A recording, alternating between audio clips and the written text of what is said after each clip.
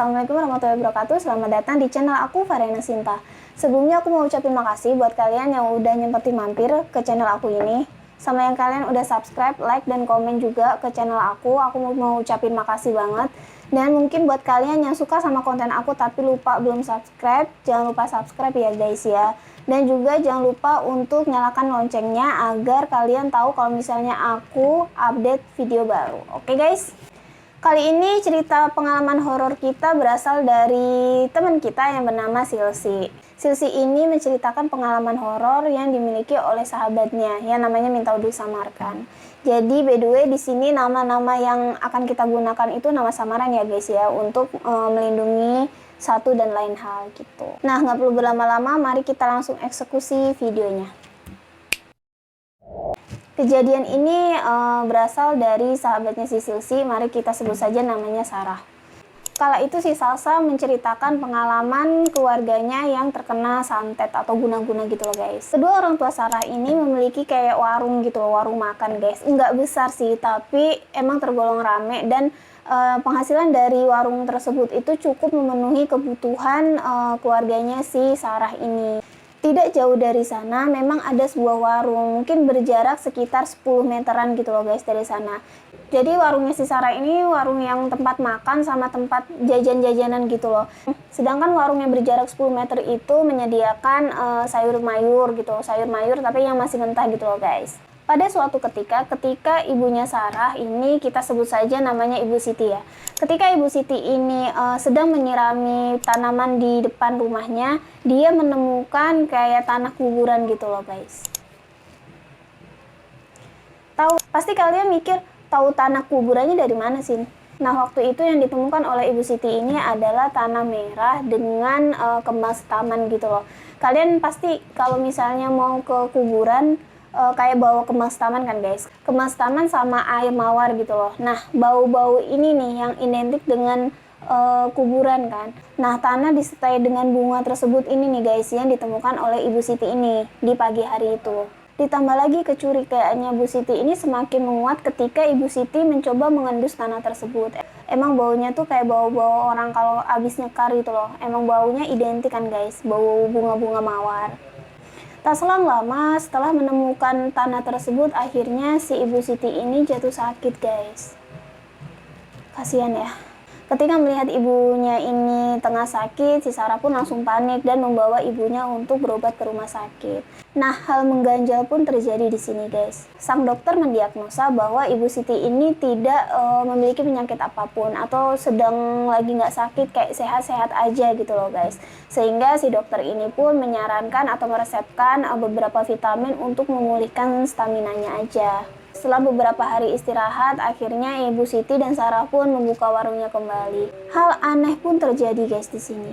Ketika mereka berdua membuka warung makan tersebut, lagi dan lagi si Sarah dan ibunya menemukan kayak gumpalan tanah yang berkhas aroma kuburan di depan warung mereka. Si Sarah langsung diminta ibunya untuk langsung membersihkan si tanah tersebut guys. Dan hal aneh pun terjadi nggak sampai situ aja guys. Di hari itu dari pagi sampai malam warungnya si Bu Siti ini nggak kedatangan satu pembeli pun. Sepi, sangat sepi, sesepi itu guys. Berbeda dengan warungnya Bu Siti, warung yang berjarak 10 meter dari warungnya Bu Siti ini sangat ramai justru. Kayak ramainya tuh kayak malah nggak masuk akal gitu loh. Katanya si Sarah ini ramainya itu sampai yang berbondong-bondong gitu, sampai yang nggak muat sampai ke jalan-jalan. Kayak emang nggak umum lah ya guys, kayak emang nggak umum gitu loh antriannya.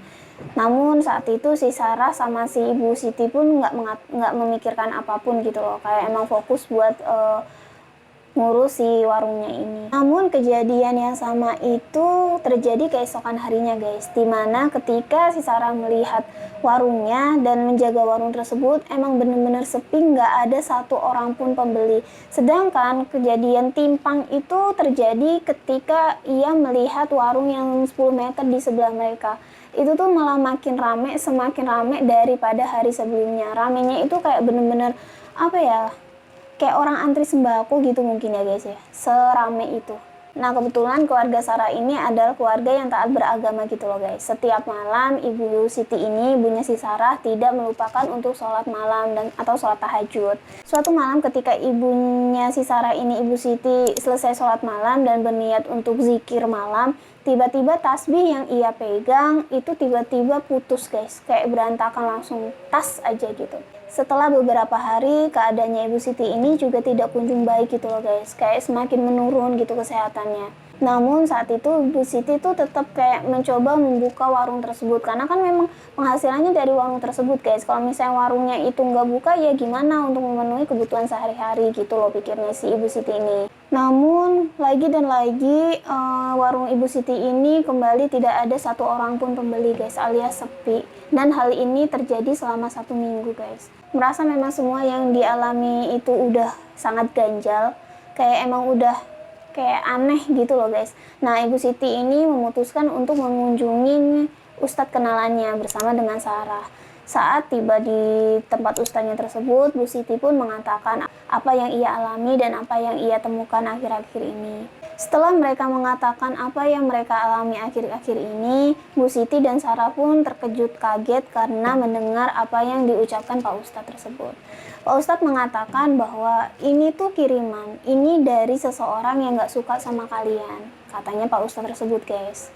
Mendengar hal ini pun pasti Bu Siti sama si Sarah kaget lah ya, kayak kok bisa-bisanya ada orang yang sejahat itu sama mereka. Padahal mereka tuh kayak berusaha untuk baik sama tetangga gitu loh, kayak nggak mau bermusuhan sama tetangga gitu loh. Kok masih ada aja yang salah, kok masih ada aja yang membenci mereka gitu loh pikirnya mereka guys.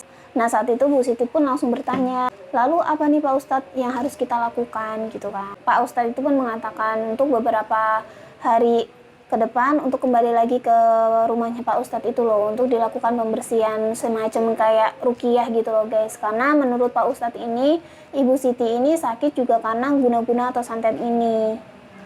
Pak Ustadz ini pun akhirnya menyarankan untuk Bu Siti agar diruqyah gitu loh, secara perlahan gitu. Tentu sang Ibu Siti dan Sarah pun ya mengiyakan kalau misalnya emang itu yang terbaik dan emang itu cara yang bisa dilakukan, ya udah gitu kan. Yang penting saat itu yang dipikirannya si Sarah itu ibunya sehat lagi gitu loh, sehat seperti sebelumnya. Waktu itu si Sarah sempat ingat kalau misalnya Ibu Siti ini bertanya siapa kira-kira yang mengirim santet yang diberikan pada mereka gitu loh guys, ke Pak Ustadznya itu. Setelah beberapa saat berpikir, akhirnya Pak Ustadz pun mengatakan dari arah warung yang ada di sekitar mereka. Itu jawabannya si Pak Ustadz guys. Mendengar hal itu pun Bu Siti sama Sarah pun lagi-lagi terdiam, kayak nge-freeze gitu loh. Hah, kok itu? Kok orang itu gitu loh kan. Maksudnya mereka berpikir kalau selama ini mereka baik-baik aja walaupun emang sempat ada kejadian. Si Sarah mengatakan memang sebelum kejadian itu mereka sempat selek gitu loh sama warung tersebut. Kala itu sang pemilik warung tersebut itu suka fitnah gitu loh, atau ngomong-ngomong gibah gitu loh guys ke tetangga-tetangga yang ada di sekitar situ, yang mengatakan kalau misalnya Bu Siti sombong lah, belagu lah, sok kaya lah dan segala macamnya gitu loh guys. Awalnya Bu Siti itu nggak menghiraukan apa yang diomongin sama warung tersebut guys, jadi kayak ya udahlah dibiarin berlalu. Tapi lama kelamaan itu fitnah itu tuh kayak semakin bikin Bu Siti itu juga nggak tahan juga, dan akhirnya Bu Siti memutuskan untuk mendatangi warung tersebut dan bertanya secara baik-baik sebenarnya ada salah apa sampai si warung tersebut itu mengatakan hal-hal yang tidak benar dan selalu menggunjing Bu Siti gitu loh. Padahal kan seingatnya Bu Siti itu nggak pernah nyenggol mereka, nggak pernah ngatain mereka, nggak pernah berbicara sama mereka, maksudnya nggak pernah membicarakan keburukan mereka gitu loh guys. Kayak ya udah saling kenal biasa aja gitu loh. Kenapa bisa sampai setega itu yang memfitnah yang segala macam gitu loh guys. Nah, Bu Siti itu mau bertanya tentang hal itu, kayak mau dirembukin bareng gitu loh. Tapi hal itu nggak disambut baik sama si pemilik warung tersebut guys. Yang ada malah pemilik warungnya itu tuh mencak-mencak gitu. Kalian tahu nggak mencak-mencak, kayak ngamuk gitu loh. Dan menjawab gini sambil berkecak pinggang gitu loh. Alah, kamu itu sombong. Mentang-mentang punya warung agak laku aja belagu. Sombong banget sih, orang pakai segala bikin polisi tidur di depan warung. Biar apa? Biar mau dikira sok mampu, sok sombong, kata dia gitu. Dasar tukang pamer, tanya si yang pemilik warung tersebut. Mendengar hal ini pun sontak Bu Siti kayak kaget, kok bisa sampai gitu parahnya gitu loh citranya Bu Siti ini di depannya si warung tersebut. Padahal sebelum-sebelumnya kayak nggak ada masalah apa-apa, kok bisa dibilang sombong dari mananya gitu. Dan Bu Siti pun di situ menjelaskan bahwa kenapa beliau itu membangun kayak polisi tidur di situ, karena sebelumnya di hari-hari sebelumnya Ibu Siti itu pernah mengajak keponakannya yang masih balita gitu loh main di sekitar rumahnya. Dan emang di depan rumahnya itu kan kayak jalanan gitu loh, suka berlalu lalang motor. Bu Siti sengaja membuat polisi tidur ini untuk bertujuan agar para pengendara motor dan mobil yang melewati situ tuh agak pelan gitu kalau misalnya lewat situ gitu guys. Namun walaupun udah dijelaskan sama Bu Siti, pemilik warung tersebut pun kayak nggak mengindahkan gitu loh, kayak malah tetap kayak ngamuk-ngamuk gitu loh ya. Akhirnya Bu Siti pun mengalah dan tidak mengatakan apapun, lalu kembali ke warung makannya tersebut dan udah kayak udahlah gitu loh guys. Nah setelah kejadian hal itu pun emang hubungan mereka tuh sempat renggang, tapi Bu Siti berpikir kayak ya udah emang baiknya tuh kayak cukup kenal aja. Tapi Bu Siti sendiri juga nggak percaya kalau misalnya si pemilik warung tersebut separah itu atau sedendam itu sama beliau gitu loh guys. Nah saat itu Bu Siti pun menceritakan hal tersebut guys kepada Pak Ustadz. Lalu setelah mendengar apa yang diucapkan sama Bu Siti ini, Pak Ustadz pun bertanya kepada Bu Siti, lah apa mau dikirim balik atau gimana? Kata Pak Ustadz. Waktu itu si Sarah mendengar jawaban ibunya. Ibu Siti berkata, terserah Pak Ustadz aja gimana baiknya, katanya Bu Siti waktu itu guys.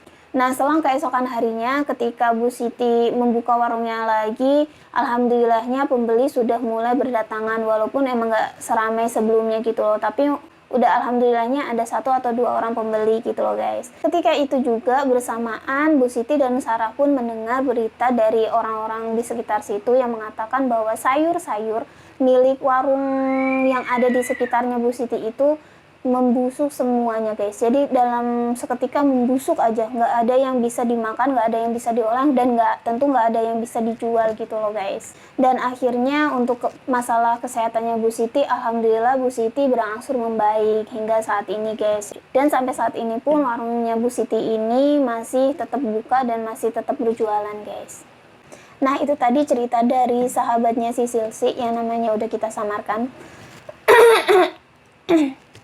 Jadi menurut kalian apa yang bisa kita petik dalam pelajaran kali ini guys? Benar guys, jangan pernah menyakiti orang lain kalau kalian nggak mau disakitin guys. Oke guys?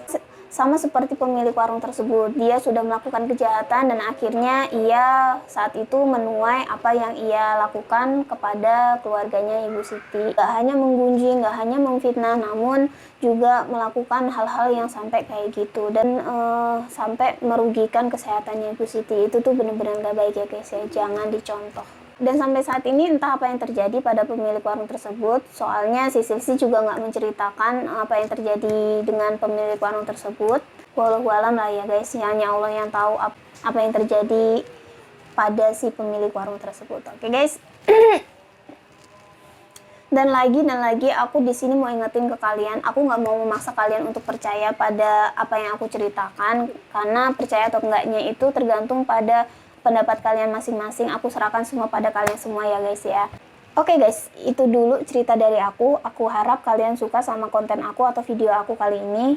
Dan jangan lupa subscribe, like, dan komennya juga ke channel aku ya guys ya. Dan bagi kalian yang mau kirim-kirim pengalaman horor atau cerita horor kalian ke aku buat di-up di sini, bisa banget kirim ke email aku atau DM aku di Instagram ya guys ya.